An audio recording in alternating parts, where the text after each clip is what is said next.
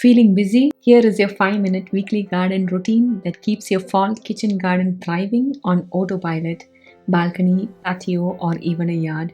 I'll show you exactly what to do once a week so your greens, quick roots, and herbs keep growing without any overwhelm. Hey friends, I'm Aparna. I help urban gardeners to turn their tiny spaces into low maintenance, pretty, delicious gardens. If spring felt like a sprint, fall is your reset. Cooler air, fewer pests, and steadier growth. And with one quick weekly rhythm, your garden practically runs on itself. Let's see that today. First, let's talk about what this routine does. This 5-minute check-in prevents overwhelm, keep growth steady, and avoids most common beginner mistakes. You could do this once a week at roughly the same time, or you could divide these tasks across days in a week so that you will stay ahead of problems without overwhelming yourselves. Before we start the routine, a quick triage for the spaces that still have summer plants growing. We talked about how to convert a summer garden into a fall one in this video using the keep, clear, and convert method. Watch that video in case you still have crops from summer in your garden. So let us dive into the 5-minute weekly garden routine. The first step is to water deeply. As the temperature drops and we start getting more rains in the fall, the need for watering reduces. Depending on the weather, decide how frequent the watering should be. Do the finger test if you're confused. If the top 2 to 3 cm feels dry, water thoroughly. Aim for a slow, even soak so the moisture reaches the root zone. If your containers sit in trays, bottom water for a few minutes, then pour off any leftover water so that the roots don't sit soggy. If you have a yard and you have a drip irrigation system like me, you can schedule the watering depending on the rain and temperature situation outside. The second step is to thin the seedlings and sow successions. In case you have sown a lot of seeds in a small space, thinning becomes necessary.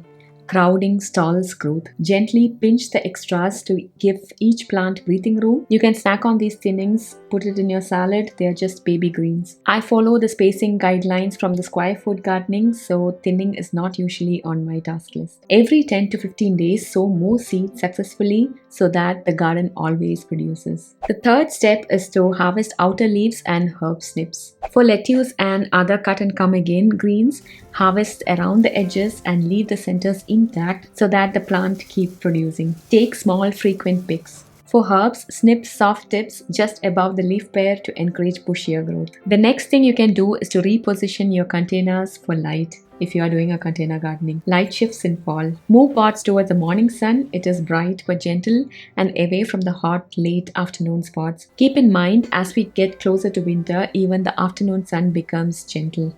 Rotate each container about 90 degrees once a week so plants don't lean and get leggy. Even small moves like this on a tiny space can make a huge difference. The final step is quickly tidy up your garden. Remove yellowed or damaged leaves. Check that the saucers aren't holding water. Do a fast slug scan under the rims around the edges. This tiny tidy up keeps the pests down and the plants breathing. So these are the 5 steps which takes just 5 minutes if you do them regularly. Here are some bonus tips in order to prepare yourself to make things easier. Keep 2 simple tools close for quick grab. A small fleece or row cover with 2 clips for surprise cold snaps and slug traps. Keeping it handy to grab will really make a huge difference when it's cold outside. Let us now go through a few tips to troubleshoot the common issues that could occur. If you see slug nibble on the seedlings or lettuce edges, add bear traps, do a quick evening check and handpick the visitors.